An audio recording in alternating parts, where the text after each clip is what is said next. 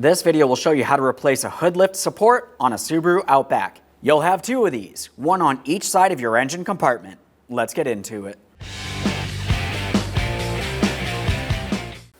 Okay friend, let's get started on our job. Safely raise and support your hood. Once you have your hood supported, you're going over to either side of the hood. That's where you're going to find your hood lift support.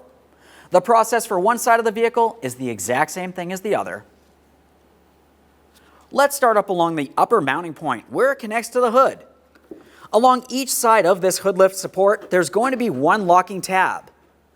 Use a small pocket screwdriver or pick to gently pry it out of place. Once you have, you should be able to slide the hood lift support out of the way. Now let's continue on to the next area here, down along the bottom. Same process, just go ahead and pry that out.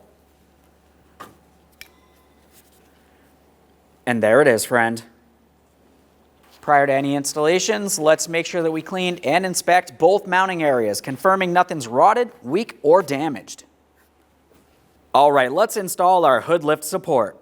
Starting down along the bottom, line it up, press it in, listen for a click.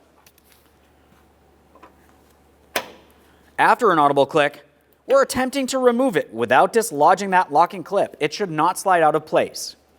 Continuing up along the top, you can make adjustments as necessary.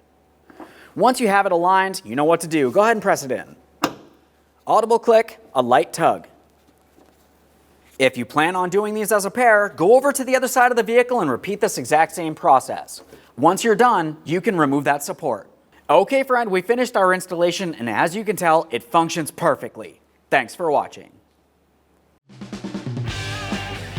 When only the best will do, demand TRQ. The only company that lets you view before you do.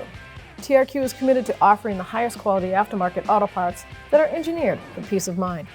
Thanks for using and viewing with TRQ.